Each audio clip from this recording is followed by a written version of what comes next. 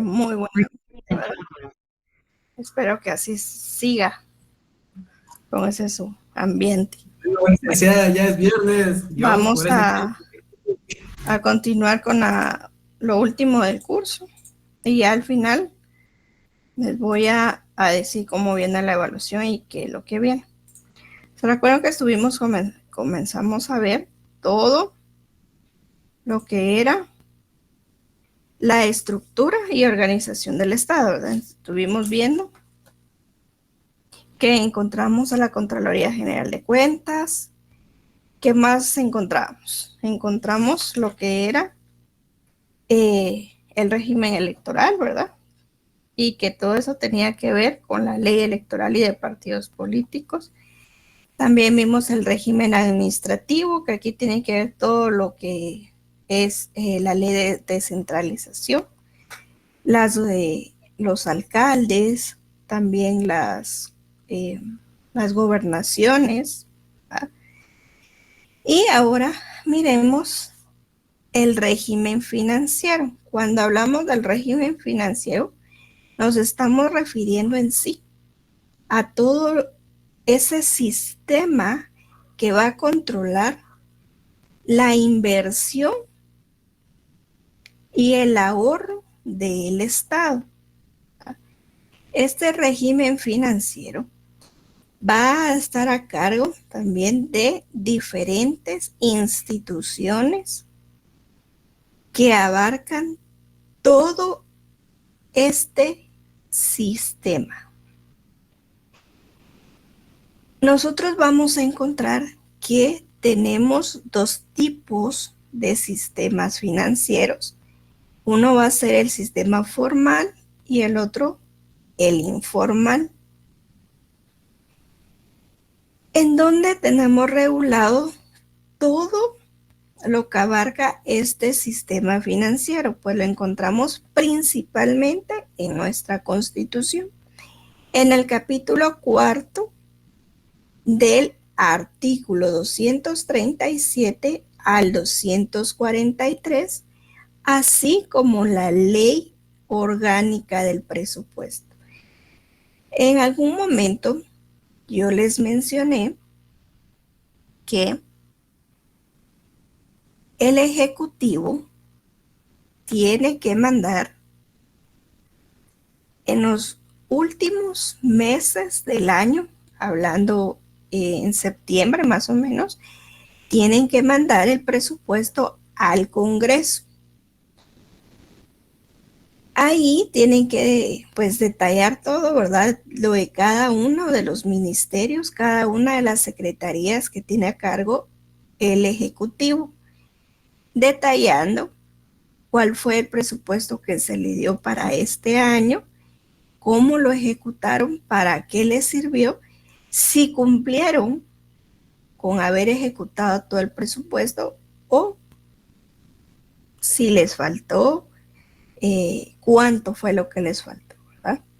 Es lo que estábamos hablando el día lunes, cuando les estaba mencionando, ¿verdad? Cuando estábamos viendo el ente fiscalizador, que hablábamos de la Contraloría General de Cuentas, que ellos son los que fiscalizan el ingreso, los erarios del Estado, todas aquellas instituciones que pertenecen al Estado y que manejan fondos públicos.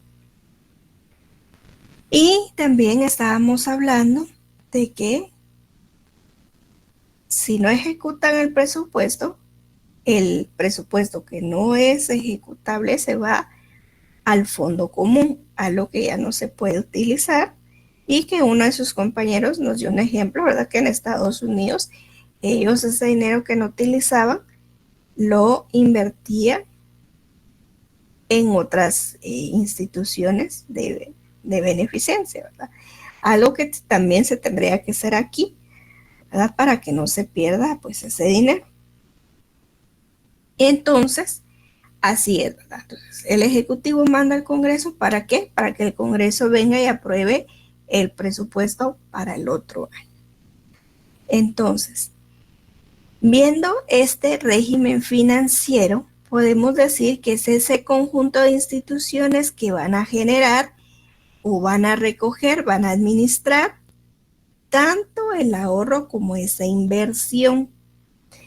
Dentro de esta unidad política económica y cuyo establecimiento se va a regir por la legislación que lo regula. Esto entonces, esta legislación, pues vamos a hablar de la Ley Orgánica del Presupuesto, así como la propia Constitución. Como les estaba mencionando, la clasificación de este sistema financiero lo tenemos como formal o regulado y como lo informal o no regulado. Cuando hablamos de un sistema formal, estamos hablando de las instituciones que integran o que están legalmente constituidas para regularlo. Y dentro de ellas podemos hablar de la Junta Monetaria, que es pues fiscalizada por la Superintendencia de Bancos. Se integra, ¿verdad?, por el Banco de Guatemala, los bancos del sistema, las sociedades financieras, las casas de cambio y los auxiliares de crédito. Por eso es de un sistema formal, porque todo ese dinero que manejan estas instituciones son reguladas tanto por la Junta Monetaria como por la Superintendencia de Bancos. Por eso es un sistema financiero formal. Cuando hablamos de este sistema, también hablamos de esta estructura organizacional, que están reguladas por las siguientes instituciones: la Junta Monetaria, Banco de Guatemala, bancos del sistema, las financieras, las aseguradoras, las afianzadoras, los almacenes generales de depósito, la Superintendencia de Bancos. Esta es la estructura de organización de un sistema financiero formal aquí en Guatemala, entre otras instituciones, ¿verdad? Pero las principales son estas: Junta Monetaria, el Banco de Guatemala, Superintendencia de Bancos, bancos del sistema, las aseguradoras. Ustedes han escuchado que hay aseguradoras hasta de todo, para vehículos, de viviendas, de todo casi hay aseguradoras. Ahí creo que hay hasta aseguradoras de teléfonos celulares, ¿verdad? Entonces, así es como se da esta estructura de un sistema formal. Miremos, y el informal, pues el sistema informal es todo aquello que no está, sí podríamos hablar que está normado o está legal, pero que no está regido tanto por estas instituciones que vimos, como ustedes han escuchado el sistema informal, las ventas callejeras, como les llaman, a todos ellos no emiten facturas. Digamos, el que vende una granizada sí genera inversión, ¿verdad?, pero es informal. ¿Por qué? Porque la Junta Monetaria, los bancos, el sistema, la Superintendencia de Bancos no rige esas ventas, ¿verdad? Ustedes no van a venir y les van a decir a uno, a los que venden granizadas, por ejemplo, en el Parque Central, ¿verdad? Vos dame una factura, ¿verdad?, o usted quiere factura. Si se dan cuenta, ellos no venden. Los que venden chicles, las casetas que venden golosinas, ellos no van a emitirles a ustedes una factura. Por eso es que se llama un sistema informal, porque no está directamente fiscalizada por estas entidades que mencioné anteriormente. Esa pues una parte de este sistema financiero. Pero también encontramos un régimen que es el régimen militar. Cuando hablamos del régimen militar, ¿qué se les viene primero a la mente? El ejército, Ligda. El ejército, ¿verdad? Y cómo lo vimos cuando vimos lo que era la presidencia y vicepresidencia de la República, ¿verdad? Que vimos que el comandante general del ejército es el presidente de la República.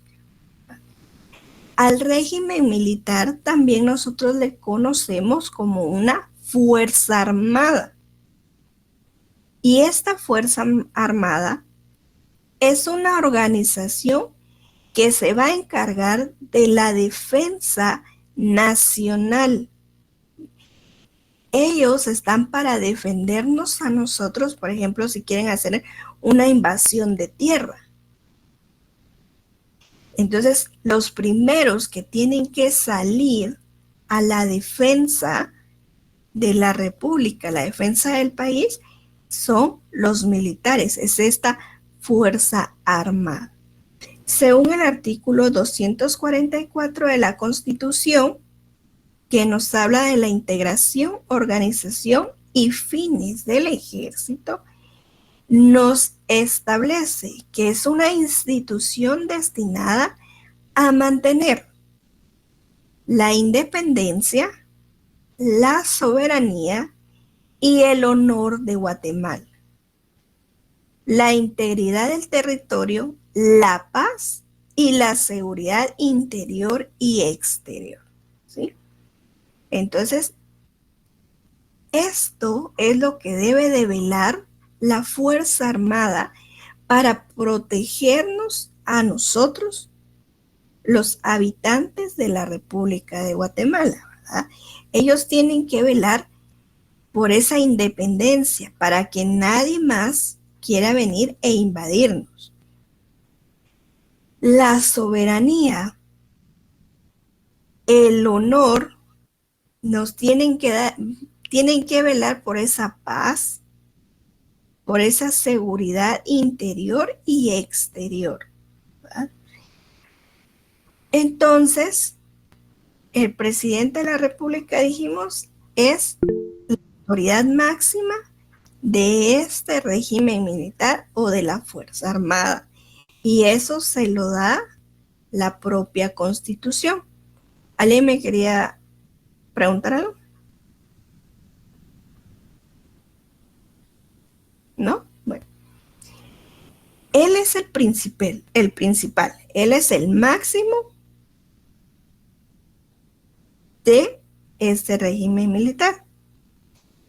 Pero también lo tiene a cargo este régimen militar el ministro de la Defensa.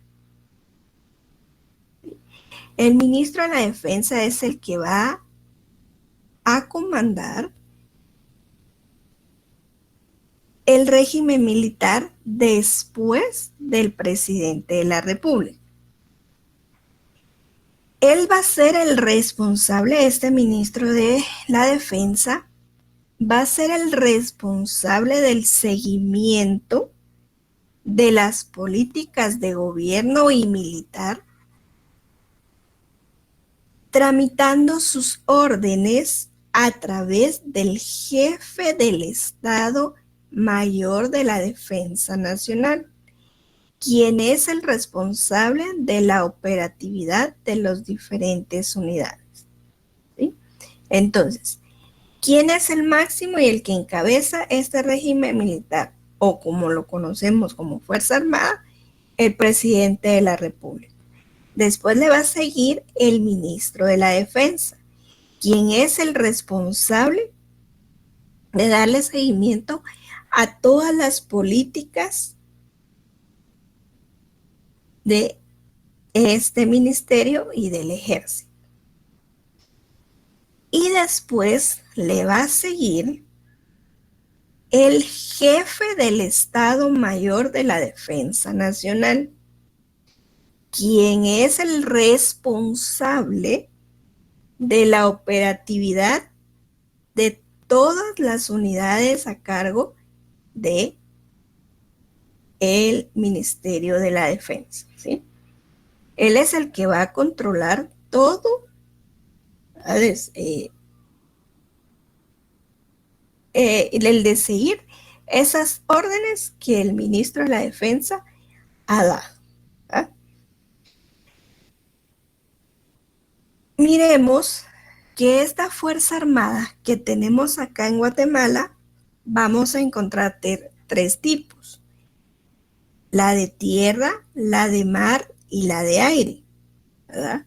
Porque esta Fuerza Armada, nosotros, ¿verdad?, tenemos esta Fuerza Armada dividida así: en la tierra, en el mar y en el aire. La fuerza de la tierra la va a representar el ejército que está en la tierra, ¿verdad?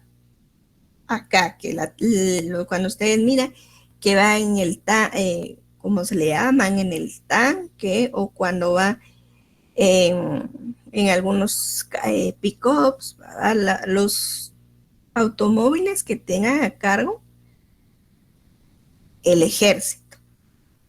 En la Fuerza Armada o en la Fuerza del Mar está representada por la Armada de Guatemala, ¿verdad? Los que están en los barcos, los que están en los muelles, vigilando, porque tienen que vigilar todos, tanto en el Pacífico, en el Atlántico, tienen que estar vigilando. ¿Para qué? Para evitar algún tipo de invasión, ¿verdad? Para poder cumplir con estos fines que encontramos en el artículo 244. Por eso que también tenemos esta Fuerza del Mar llamada Fuerza Armada de Guatemala. Y también encontramos la del aire. Esta es conocida como la Fuerza Aérea Guatemalteca. Ustedes en algunas ocasiones habrán visto que pasan varios helicópteros del ejército, ¿verdad? Ellos también tienen que estar, si ellos tienen algún conocimiento de que puede haber algún peligro aéreo, ¿verdad?, o que le han pedido el apoyo, el ministro de Gobernación, por ejemplo, le ha pedido apoyo aéreo porque tienen algún conocimiento de que alguna nave aérea trae cocaína o trae algún tipo de sustancias ilícitas, ¿verdad? Le piden apoyo, también va el ejército ahí. O hay algún incidente en alguna aldea donde no lleguen los bomberos, donde solo puede haber a través de un helicóptero tienen que traer a alguna persona de urgencia. Para acá Guatemala le piden apoyo a la Fuerza Aérea Guatemalteca para que a través de un helicóptero de ellos sean trasladados, ¿verdad? Entonces, así es como se divide esta Fuerza Armada aquí en Guatemala: por tierra, por mar y por aire. La defensa nacional va a tener una finalidad, y esta finalidad es la inviolabilidad de la soberanía e independencia del país y el ejercicio absoluto de su libertad. Esta es la finalidad que tiene esa defensa nacional, ¿verdad? Esa inviolabilidad de la soberanía y mantener esta independencia del país. ¿Y cómo la va a hacer? A través de estas tres: por tierra, por mar y por aire. Continuemos. Entonces, aquí vimos el régimen financiero y el régimen militar. Todo lo militar, entonces, lo tiene a cargo el ejército a través del presidente de la República, que es el máximo, que se le conoce como comandante general. Después le sigue el ministro de la Defensa y por último el jefe del Estado Mayor, ¿verdad? Así como todos los demás, ¿verdad? Todos los demás que le siguen. Pero estos tres personajes principales son los máximos de esta o de este régimen militar llamada Fuerza Armada. Ahora continuemos con el Ministerio Público. Pero antes les quiero decir que todo lo regulado al ejército, a la Fuerza Armada, la tenemos regulada del artículo 244 al 250 de la Constitución. Ahora sí, miremos lo que es el Ministerio Público. ¿Sí?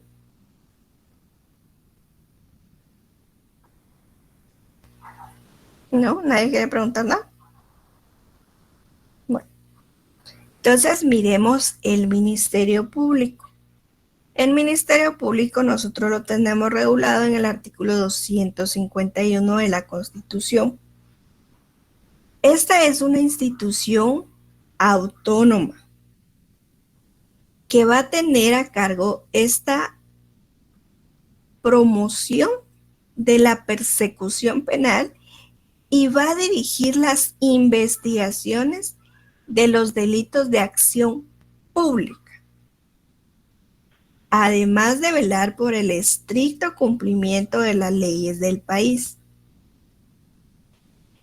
En el ejercicio de sus funciones, el Ministerio Público va a perseguir la realización de la justicia y actuará con objetividad, imparcialidad y principalmente con apego al principio de la legalidad. ¿Sí? Esto es lo que es el Ministerio Público, es esta institución, ¿verdad?, que va a seguir y que va a investigar todos aquellos delitos de acción pública. Se va a dar seguimiento a la persecución penal y lo va a hacer a través de la realización de la justicia con objetividad, imparcialidad y principalmente con el principio de legalidad. Entonces, el Ministerio Público tiene que ser objetivo cuando va a acusar, porque la función del Ministerio Público, más que todo, es acusar, ¿verdad? Investigar y llegar al fondo del hecho. A veces dicen, es que el Ministerio Público se tarda más, mejor hagamos justicia por nosotros mismos, ¿verdad? Y no es esto, lo que pasa es que ustedes miran que a diario hay muertes por diferentes motivos, ¿verdad? Hay allanamientos, en esos allanamientos a veces detienen a 30, 35, 20, 15 personas por un mismo caso, ¿verdad? Entonces, el Ministerio Público pues tiene que hacer una buena y exhausta investigación apegado a esto, ¿verdad? A esta objetividad, a esta imparcialidad y a este principio de legalidad para poder imputarle a cada uno de ellos los hechos ilícitos por los cuales se le está acusando. Entonces, esto es lo que tiene que hacer el Ministerio Público, esa entidad. Me imagino que aquí hay varias personas que trabajan en el Ministerio Público y no voy a decir que me digan quiénes porque no van a hablarlo, a decirme así como cuando les pregunté que quién trabajaba en el organismo judicial, ¿verdad? Entonces, aquí hay varios y saben cómo pues se maneja estas instituciones. Y cada fiscalía tiene demasiados casos, ¿verdad? Entonces, no es que ellos o no hagan su trabajo, sino simplemente tienen demasiado. Sobre todo los que les toca turno, los fines de semana, en la torre de tribunales. A la de esos pobres, la mayoría de veces están una tras otra audiencia, porque a veces solo hay uno o dos fiscales para cubrir todas las audiencias. Entonces, sí les toca duro, ¿verdad? Y si realmente no a ellos no le dan una buena medios de prueba, ¿verdad?, donde ellos le prueben al juez que al que detuvieron sí fue, por ejemplo, el que asesinó a la otra persona. Entonces, créanme que sí, ¿verdad? El Ministerio Público tiene que hacer mucho para poder tener una buena investigación, porque por lo mismo es que a veces dicen, pero ¿por qué los sacaron libres? Si ellos fueron los que tenían el arma o ellos fueron los, e incluso en las noticias miran mucho de que a veces detienen a las personas y ellos mismos dicen, sí, yo fui la que lo hice. Pero, ¿qué es lo que dice la Constitución respecto a ello? A ver, ustedes que están viendo penal.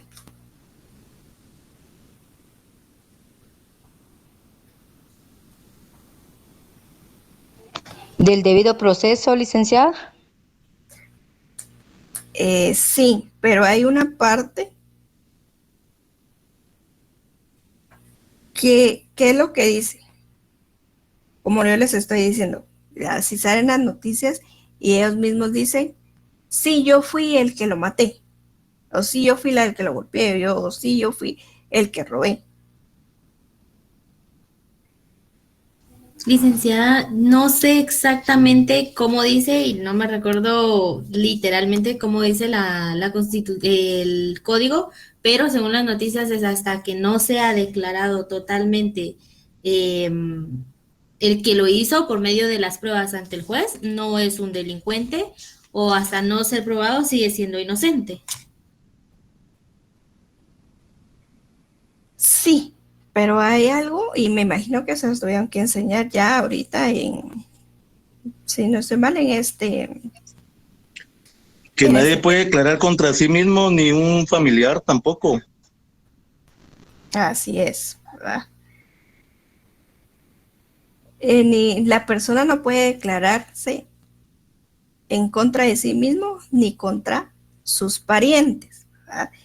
Entonces, Artículo 16 perdone que le interrumpa, licenciado. Artículo 16, declaración contra sí y parientes. En exactamente. proceso penal, ninguna persona puede ser obligada a declarar contra sí misma, contra su cónyuge o persona unida de hecho legalmente, ni contra sus parientes dentro de los grados de ley. Ajá, así es. Entonces, muchas veces el juez no puede tomar como un medio de prueba que digamos el Ministerio Público, pero mire, señor juez, como lo declaró él.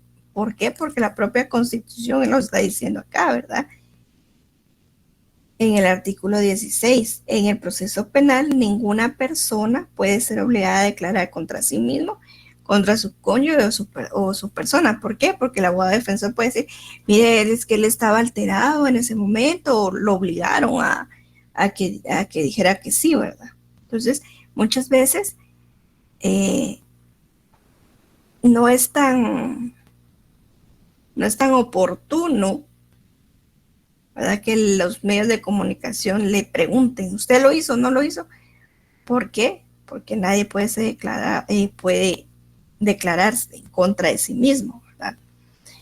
Entonces, y esta es una de las funciones que tiene que tener el Ministerio Público. Ellos son los que tienen que investigar, son los que tienen que llegar al fondo del caso para poder ponerle al juez los medios de convicción exactos.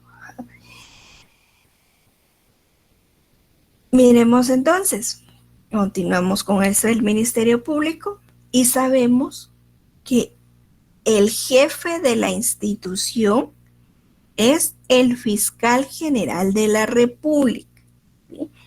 A él es el que le corresponde el mando de esta institución, a la fiscal general de la República.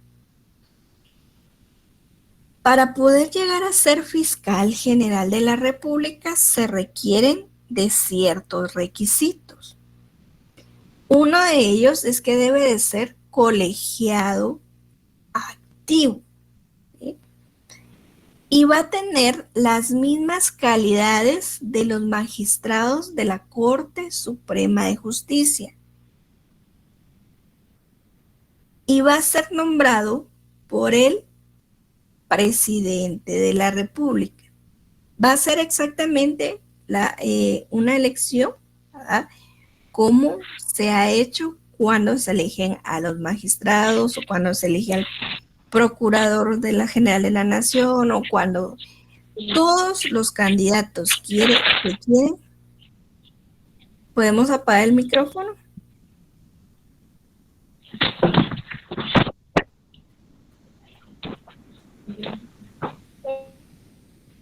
Entonces, todo el que quiera ser candidato a fiscal general de la República va a presentar sus expedientes ante la comisión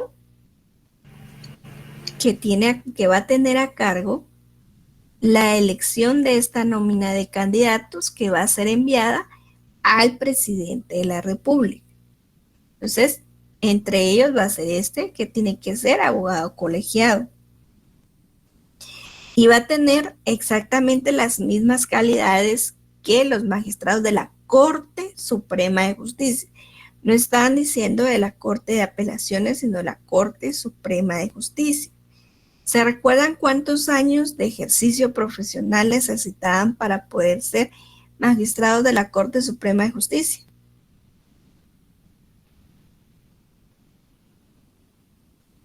Hay unos cargos de 5 años y otros de 10, Ligda, o sea, Sí, que tengan pero esa... no, estoy hablando de cuántos años de ejercicio profesional debes tener para poder ser candidatos a magistrados de la Corte Suprema de Justicia. 15, licenciada, perdón. 10 años, licenciada. 10 años. 10 años, licenciada. 10 años, ¿verdad? Tienen que tener 10 años. Muy bien. Entonces, para poder ser entonces candidato a fiscal general, deben de tener las mismas calidades que los magistrados de la Corte Suprema de Justicia. Y siempre tienen que ser abogados. Va a ser elegido entonces por el presidente de la República a través de una nómina de candidatos que ha sido enviado al mismo.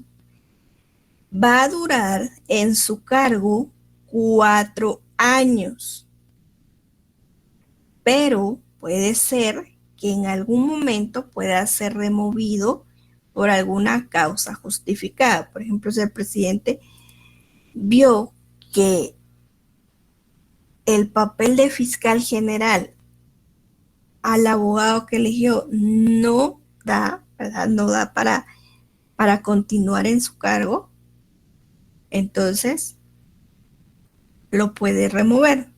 O puede ser, digamos, ahorita empezó el segundo periodo de la fiscal, como fue reelegida. Puede ser que el nuevo presidente o nueva presidenta que entre, nuevo o nueva, ¿verdad?, el que vaya a entrar el próximo año, no quiera a la fiscal que está ahorita. Entonces, puede ser que él venga y la renueva, ¿verdad? Y entonces comienza otra vez todo el proceso, ¿verdad?, de elegir entre una nómina de 20 candidatos a 6 o 7, los mande al presidente de la República y entre esa nómina de 7, 6, 5, 8, elija al nuevo fiscal general de la República. Puede ser, ¿verdad? Y como la Constitución lo dice, que puede ser removido por causa justificada. Puede ser que al nuevo presidente pues no le parezca la fiscal o cómo trabajó antes, o puede ser que le pida algún informe y la fiscal se le envíe, lo revisa y considera que no está apta para continuar, ¿verdad? Entonces la puede remover. Y así es como se da entonces este papel de fiscal general de la República. Antes que fuera creada la Procuraduría General de la Nación, el Ministerio Público también se hacía cargo de la PGN. Pero ya después, cuando separaron a las instituciones, ya la fiscal general ya no se hacía cargo de la Procuraduría General de la Nación, sino que ahora ya es el Procurador General de la Nación el que se hace cargo de la PGN. ¿Tá? Y así entonces es como se da esta institución llamada Ministerio Público. Fíjense que también el Ministerio Público tiene una unidad especializada en constitucional. Cuando en el otro semestre miren procesal constitucional, lo primero que van a entrar a ver es el amparo. Entonces, cuando miren el amparo van a ver los terceros interesados. Dentro de estos terceros interesados está el Ministerio Público. Siempre va a intervenir el Ministerio Público porque ellos tienen a cargo pues este control, ¿verdad? Esta acción. Y siempre le van a dar participación al Ministerio Público para que ellos evacúen también las audiencias, como lo va a hacer el que interpone la acción constitucional de amparo, como la autoridad recurrida, ¿verdad? Como puede ser que le dé intervención, como mencioné, a los terceros interesados, a otras personas que tengan participación dentro de esta acción constitucional de amparo, ¿verdad? Así es entonces como se da esta función del fiscal general. Miremos cómo se integra esta institución. Primero, como les dije, encabezado por la fiscal general. Después viene el Consejo del Ministerio Público, las fiscalías de distrito y fiscales de sección, auxiliares fiscales y los agentes fiscales. Así es como se integra entonces esta institución. Con las nuevas reformas hubo diferentes integraciones a esta institución. Y podemos seguir viendo, ¿verdad? Que el que encabeza es el fiscal general. Ahora miramos que están las fiscalizaciones o fiscales regionales. También están las de distrito y sección, la de distrito adjunto y fiscales de sección adjunto, los agentes fiscales y los auxiliares fiscales. Todo esto lo encontramos regulado en el artículo 251 de la Constitución y en la Ley Orgánica del Ministerio Público y sus reformas. Miremos la Procuraduría General de la Nación. Esa institución, como se conoce, es el abogado del Estado. La PGN va a representar al Estado en los diferentes procesos. Hay penales, hay civiles, hay laborales, hay contenciosos administrativos. Y como la PGN es el abogado del Estado, a él es el que le tiene que dar la intervención y es el que va a representar al Estado en los diferentes juicios o procesos que lleva el Estado. Esta institución va a tener a cargo esa asesoría y consultoría de los diferentes órganos y entidades del Estado. Así también va a representar constitucionalmente al Estado dentro y fuera del territorio nacional. Va a sostener los derechos de la nación en todos los juicios en que fuera parte. va a promover en forma oportuna la ejecución de sentencias que se dicten a su favor y otros que no, ¿verdad? Y como les dije, que es conocido como el abogado del Estado. ¿Sí? Si ustedes en algún momento han visto algún proceso, como mencioné, pues de penal, civil, laboral, le dan la intervención a la PGN para que él venga y acuda a las diferentes audiencias en representación del Estado. Cuando hay alguna institución que venga y miremos un caso. Hay una institución que le arrendó a un particular, le arrendó una tierra que era del Estado. Por muchos años firmaron el contrato de arrendamiento. En el contrato de arrendamiento dijeron que la mensualidad que tenían que dar por el pago del arrendamiento iban a ser de 300 quetzales al año. Y eso empezaba de partir del año 2000 y solo pagó, por ejemplo, 3 años. Entonces los demás años, por ejemplo, 2001, 2002, 2003 pagó. Del 2004 para esta parte y dejó de pagar. Entonces, y como en una de las cláusulas de ese contrato de arrendamiento decía que se iba a rescindir el contrato por diferentes motivos. Y uno de ellos es porque dejara de pagar, ¿verdad?, el arrendamiento.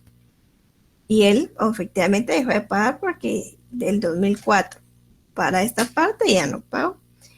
Entonces se le rescindió el contrato, se le requirió primero en forma administrativa el requerimiento de pago para que sea efectivo ese pago. No lo hizo, se le notificó legalmente, no cumplió. Bueno, entonces viene y ¿qué pasa? Bueno, se hace la resolución donde se le va a rescindir el contrato y donde se traslada a la PGN, a la Procuraduría General de la Nación, para que inicie con el juicio de rendición de cuentas para que le requiera en forma ya legal, ¿verdad?, ya en forma judicial, el respectivo pago y para que desaloje el inmueble.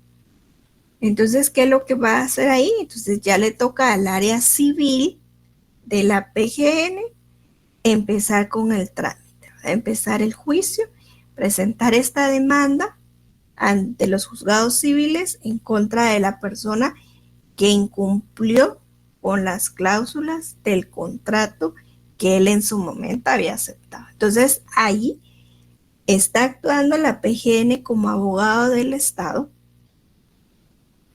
Y ustedes dirán, pero ¿por qué no lo hace la institución? Porque para eso está la figura de la Procuraduría General de la Nación. Todos estos juicios, todo eso se tiene que ventilar a través de la PGN, como lo miramos acá, porque es el abogado del Estado y es el que tiene a cargo esta asesoría, estas consultorías que las entidades del Estado le están dando. Es así entonces como se da esta figura de la Procuraduría General de la Nación. Esta la tenemos regulada en el artículo 252 de la Constitución.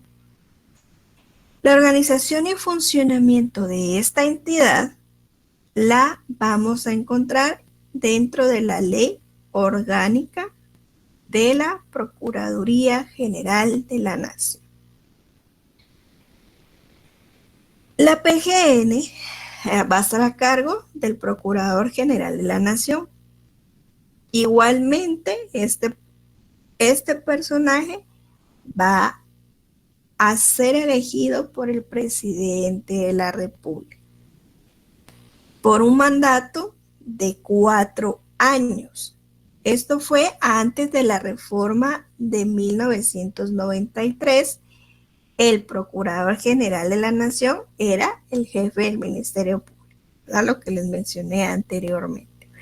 Pero ahora, con estas reformas que se dieron cuando separaron a la PGN del Ministerio Público, ya son dos entidades distintas, cada una tiene al jefe que los dirige. El Ministerio Público, la Fiscal General, y la PGN, el Procurador General de la Nación. Ambos son elegidos por el presidente, ambos su mandato es por 4 años, ¿sí? Entonces, el fundamento, la PGN constitucionalmente es el artículo 252 y ordinariamente por la ley orgánica de la PGN, la Procuraduría General de la Nación, ¿verdad?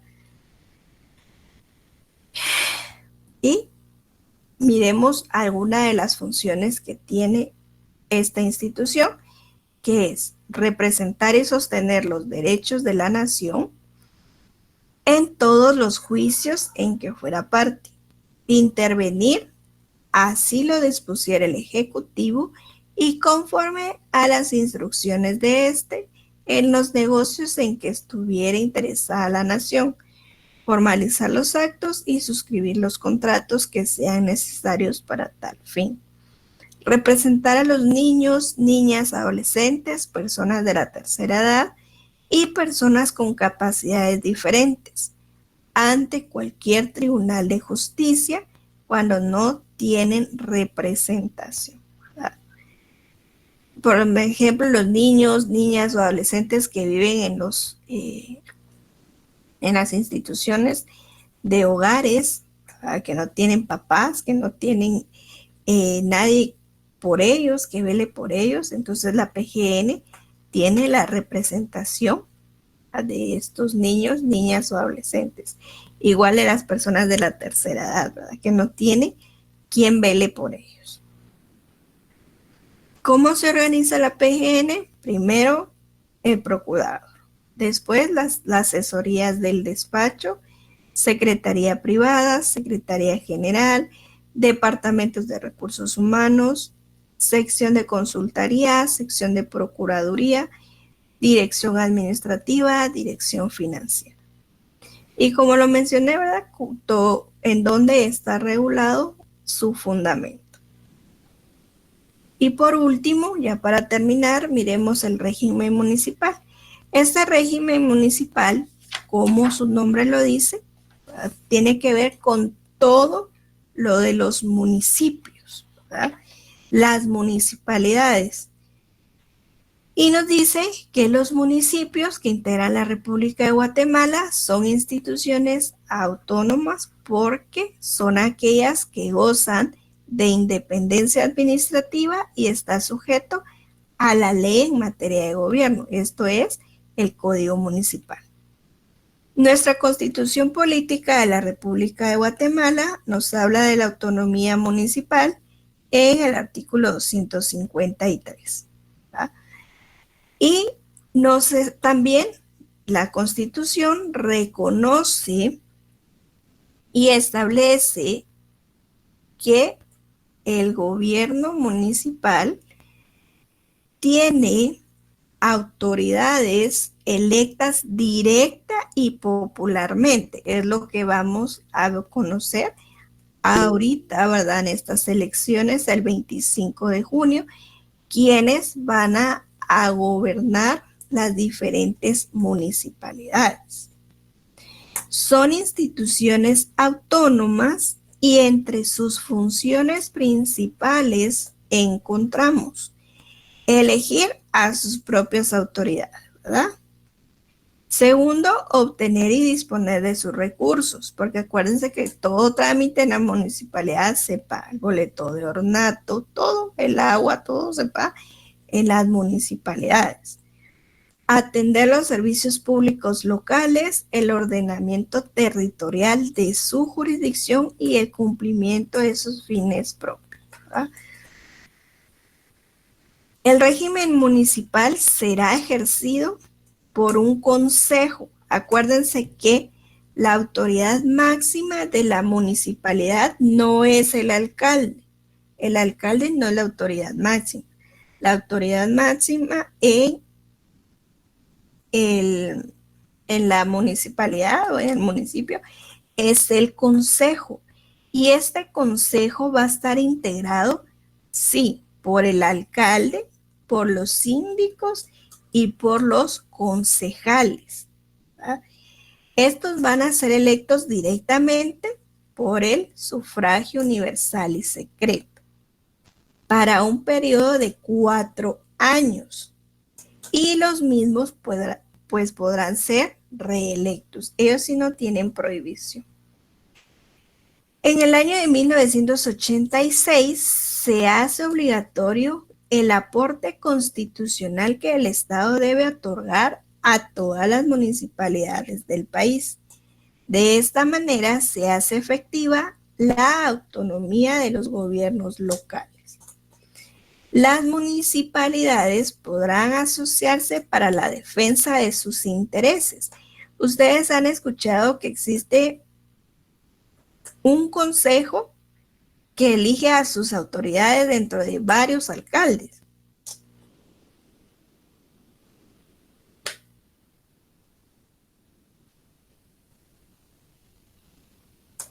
¿No han escuchado? La Asociación de Municipalidades. Así es. ¿Y cómo se denomina? ANAM. ¿Ustedes han escuchado la ANAM? La ANAM es la Asociación Nacional de Municipalidades. Sí, correcto, Ligda. ¿Verdad? Entonces, para eso, por eso se dice que se podrán asociar. Entonces, se asocian, o sea, a través de la ANAM, que es la que va a regir todas las municipalidades. Y entre de todos los alcaldes que quieran llegar a ser el presidente de esta asociación, lo hacen a través, igual, ¿verdad?, de una votación para elegir quién es el presidente de esta asociación, ¿verdad? Entonces, es así como se da todo el régimen municipal. Entonces, tengamos en cuenta que cuando hablamos del régimen municipal, primero hablemos del municipio. Este municipio va a tener a sus autoridades, pero cuando hablamos de la autoridad máxima de la municipalidad, no creamos que es el alcalde. El alcalde va a ser una persona que va a integrar a esta autoridad máxima, pero la autoridad máxima es el consejo municipal. ¿Por qué? Porque el alcalde no puede actuar solo, no puede tomar decisiones solo. Digamos, va a celebrar un convenio o quiere arrendar alguna institución del Estado o quiere venir y quiere crear escuelas o quiere recibir donaciones, él no puede actuar por sí mismo. Tiene que actuar a través de una acta municipal o acta administrativa que el consejo le otorgue a él, al alcalde, a actuar en representación del consejo municipal para que acepte la donación o para que firme un contrato o para que realice escuelas, ¿me entienden? Entonces, ustedes miren que ahorita todos que el alcalde, pero en sí el alcalde no es el que toma las decisiones de la municipalidad, es el consejo municipal, que está integrado, sí, por el alcalde, pero también está integrado por los síndicos y los concejales, ¿verdad? Entonces, aquí es lo que les estaba diciendo, miren, de la ANAM, la Asociación Nacional de Municipalidades. Y es una entidad privada, apolítica y laica, o sea, quiere decir que ni siquiera va a representar a los partidos políticos, ¿verdad? Cuyo objetivo es cooperar con las municipalidades de Guatemala para su desarrollo. Por medio de los programas locales, la asociación promueve la autonomía local y la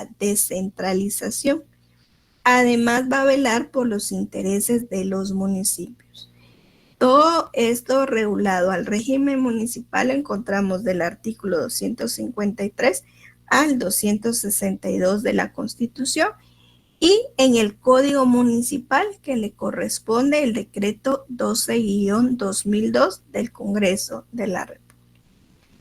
Y es así entonces como terminamos los temas del curso de Derecho Constitucional. Y ahora bien, viene lo bonito, que es lo que viene en la evaluación del día lunes. Esta evaluación va a ser a las 7 de la noche. Pongan atención porque después me andan preguntando lo que les estoy diciendo. Viene lo que es el organismo judicial, solo son dos temas. El organismo legislativo y la estructura y organización del Estado. Pero ojo acá, van a leer de la Constitución del artículo 157 al 181, que le corresponde al organismo legislativo, y del 223 al 262, que le corresponde a la estructura y organización del Estado. Todos estos artículos son de la Constitución. Vuelvo a repetir por última vez. Del 157 al 181 y del 223 al 262. De la ley electoral van a leer el libro 1, que tiene un único capítulo, el libro 2, capítulo 2, y el libro 4, que es todo lo del proceso electoral. Vuelvo a repetir por última vez. Ley electoral, libro 1, capítulo único, libro 2, capítulo 2, y libro 4, que es el proceso electoral, que contiene los 10 capítulos. Y los demás artículos de la estructura y organización del Estado. Los artículos que están en el folleto que les voy a subir el día de hoy. ¿Cómo va a venir la evaluación? El día lunes no se vayan a conectar, por favor. Ustedes solitos lo van a hacer. Siempre van a venir dos variantes. En Classroom les voy a poner link del carnet par y link del carnet impar para que no se vayan a complicar ese día. Van a venir de 15 a 20 preguntas. Y siempre va a ser el mismo tiempo que les he dado. ¿Por qué? Porque me di cuenta que en la segunda evaluación, que aunque estaban conmigo, estaban copiando. Entonces, si ustedes no leen, aunque tengan la ley a la par, no lo van a poder hacer.